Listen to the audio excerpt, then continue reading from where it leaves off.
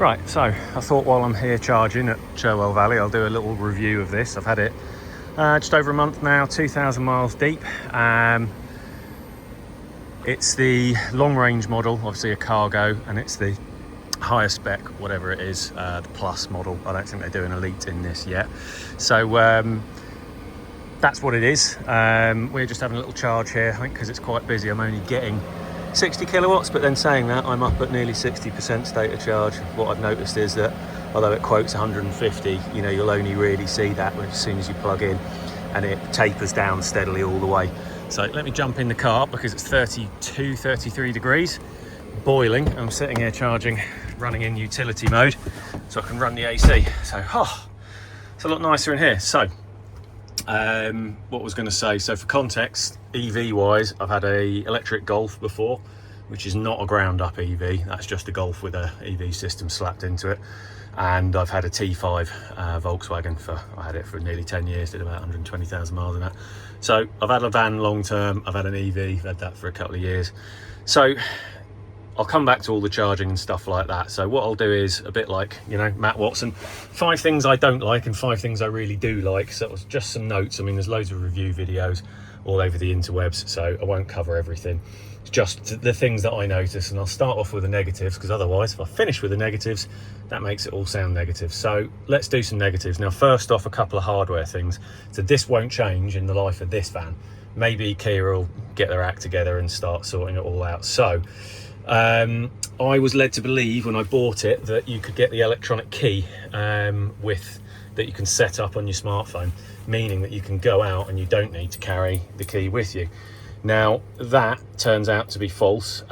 Basically on the UK models, they've elected not to put in the hardware, the little RFID reader, to allow the phone to work. So there's no physical way to get that done unless somebody in the future does like a retrofit. This is a lease van, I won't be messing with it. So I was a bit annoyed about that, because I hadn't read anything that would make me aware that I wasn't going to get that. And as I do like paddle boarding and mountain biking and all sorts of stuff, having to carry the key and worry about its waterproofing is a pain, where I would just like to carry my phone, which I have anyway, not worry about it. So that really, you know, dampened the user experience from the off. So there's that. Also, you get an auto up down switch for the driver's side, not for the passenger. How cheap is that? And it might not sound like a big deal, but you know, when you jump in it and you just want to burp the hot air out of it, well, that one you just tap it to go down, that one you've got to sit there and hold it. Well, if you were going to cheap out, you might as well have done it on both, because frankly having one and not the other just doesn't make any sense to me. So again, for what, you know, a couple of pounds on each model, you just think, you cheap asses. That's a real letdown. So they're the 2 hardware things that I don't think can be changed. In terms of software bits, and this is really sort of all niggles that I think they could sort this out. So you know, they say you can set up these buttons as shortcut buttons. A lot of people don't like lane keep assist, so there's, you know, I was led to believe it again, you can make that one touch. That's not really true. I've set that up to go into driver assistance, but you still have to come in here and come down to your, I think, is it convenience, whatever, it's one of the safety things. Is it safety? Yeah, and then switch off that lane safety manually. Now, and again, it always resets. I know that's EU law.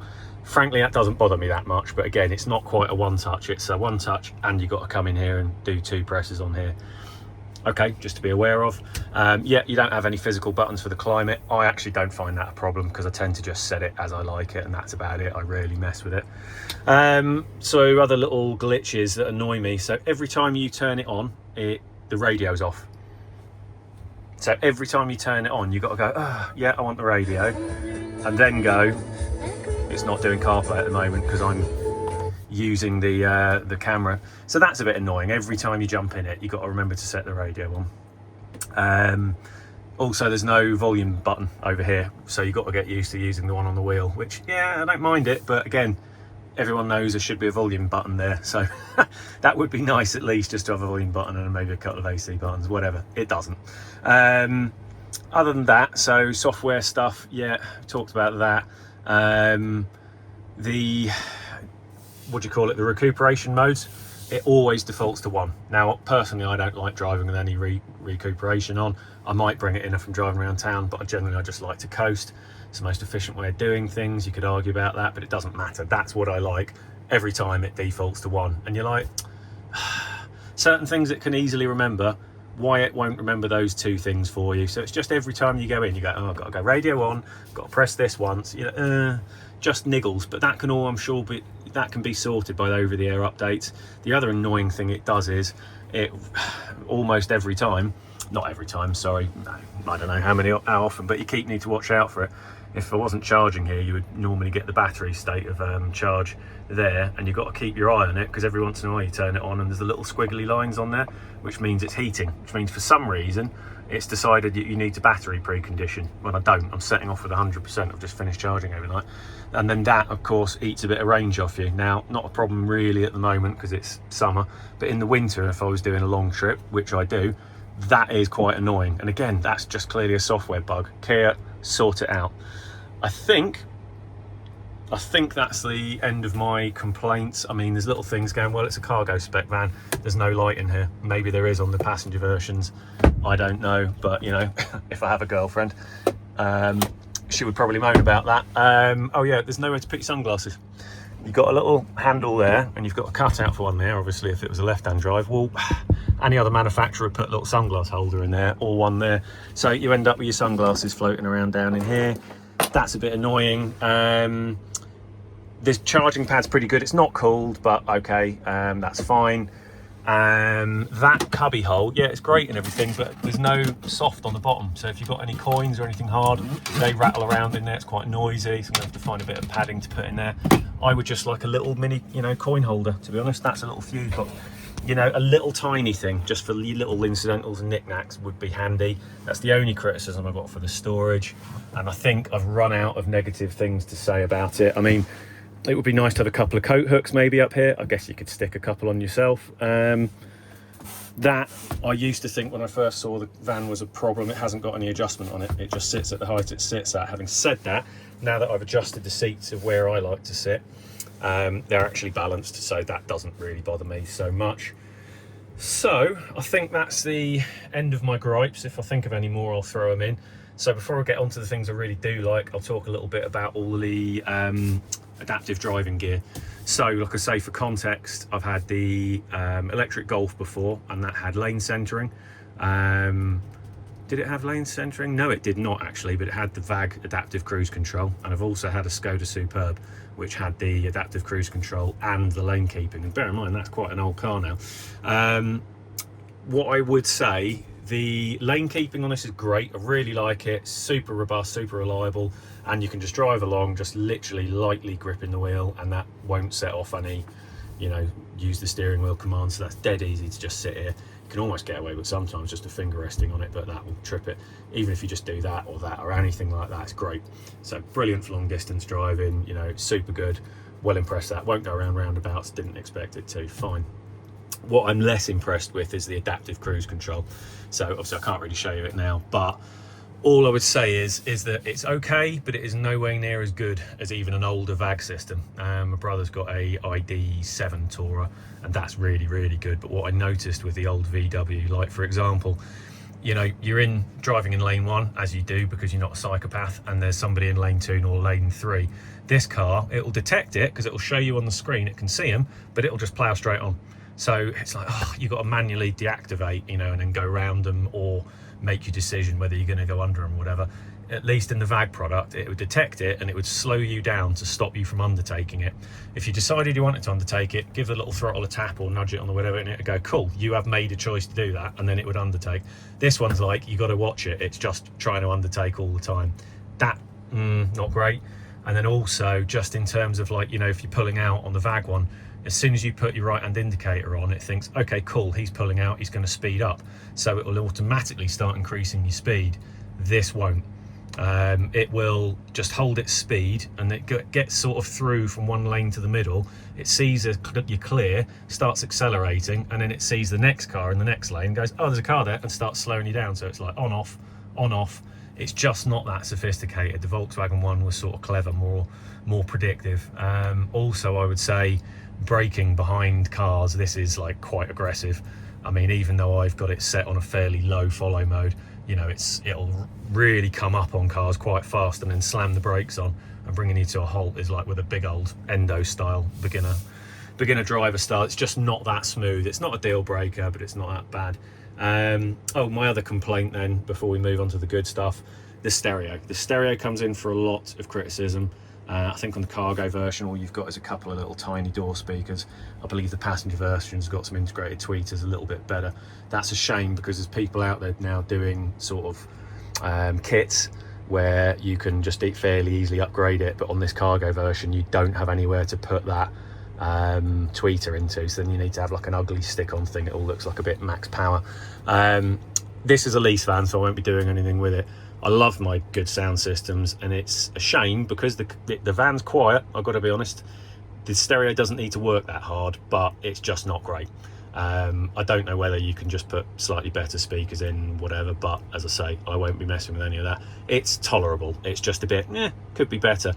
So moving on to the good stuff, what I will say is it's quiet. So say my last van was the T5. I spent fortunes. I put sound deadening up here, full engine bay sound deadening kit, you know, around the engine, on the bonnet, a full sound deadening kit all up in here, and I took all the dash apart, did everything, did the doors, all in the back, did all of that. This is way quieter straight off the bat. I was just doing a indicated 75 miles an hour officer, which on the GPS was giving me 73. I haven't done anything with the sound insulation in here, and it was basically averaging about 82 decibels, which I think is really good. I will brave the temperature for you to show you this. You're welcome, viewers.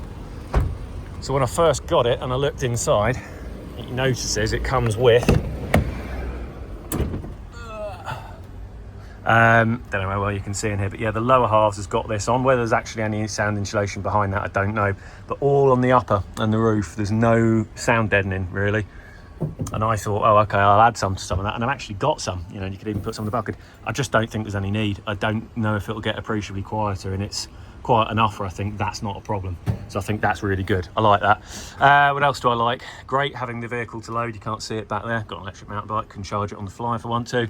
Yeah, the lights in here aren't great, but I'm not actually using it as a camper, so it's not bothering me. Doesn't come with any kind of floor protection. I've just put down some old wooden carpet that I had going.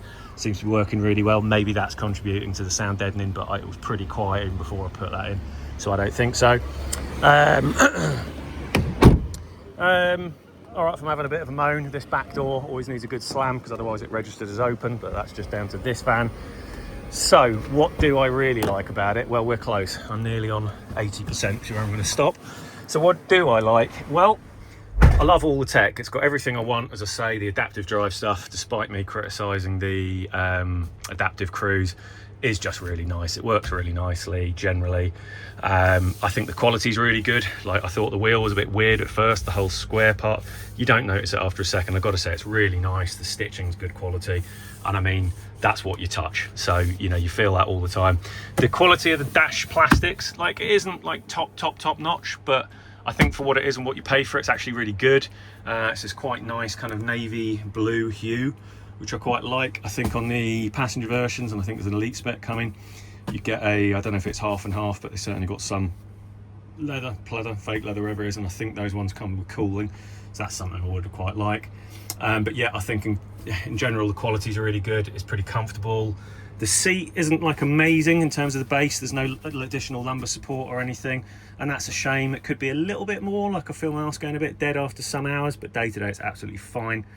The comfort's really good. I'm 6'2". In my previous van, the T5, I found that I ended up taking the bulkhead out for lots of reasons, but one of them was that I couldn't get the seat back as far as I want. Now, because the auto drive systems are so good, I'm kind of in motorway, you know, gangster cruise at the moment. Seat is all the way back, but actually if I'm driving it around town, I bring it forward a little bit when I'm using the pedals. But in general, I just find that it's really good. So comfort, you know, quietness, really good. There's loads of storage. You know, there's the charging cable, got some umbrellas back there. This is all sort of packed out of polystyrene. I think I've seen people do drop-in subwoofer, you know, fits to go in there. You've got these extra cubby holes down here. I haven't even got anything there at the moment. That's really good. Didn't come with these mats. I bought them, I think, 45 quid, which is not excessive. There's extra storage down there. So yeah, apart from a little cubby out somewhere up here for your coins, I would like. I think the storage is really good. Cup holders are great. This is a really deep storage bin, which is pretty useful. then you've got the glove box, you've got your little lunch box. I've never put anything in that. So I've got more storage than I need, despite moaning about lack of sunglasses and maybe a bit of coin storage. Pretty happy with all that. Oh, nearly 80%, so I can knock it on the head. I'd say overall, the best thing I like about it, it's just the way it drives. It's just a really good day-to-day car. I'm using this as my daily driver. I don't have anything else currently, so I'm using it for, yeah, you know, I live in near Manchester, my parents are in Brighton. I'm heading down there with all my gear in the back. Cruise is super nice. It's pretty efficient. I'm getting about 3.2 on average over the last cycle was sort of 1,000 miles, and that was 600 miles, maybe 700 miles of motorway driving, and the rest of it sort of B roads to work and stuff. 3.2, I think, for a van is pretty incredible, and I'm not driving for efficiency. I just drive as I want. I don't really think about it. I won't talk about the looks because they're subjective, but you can probably tell by that. I like it. I mean, I wouldn't have bought it if I didn't think it looked cool. I think it looks a bit like an extra out of a Judge Dredd film. Mate of mine saw it 2 days ago and said it looks like Johnny Cab, which if you know, you know. Overall though, it's just a good fun thing to drive, and when I'm just driving it around town, it drives more like a car than any other type of van I've driven. It's just got that sort of character about it. You go, yeah, brilliant. It's the sort of thing, you know, I never go, oh, I've got to drive this, which when I had my T5 as a daily drive, you'd be like, oh, it's a bit rattly, it's a bit noisy, it's a bit long. Yeah, okay, this is quite a bit shorter than my old long wheelbase T5, but I really like it. On a final note, because I'm going to get moving now, I just need to give a special mention to the supplying dealer. I mean, I got it off a lease broker. So here are this lot, Granger Group, EMG, bit of Peterborough dealer.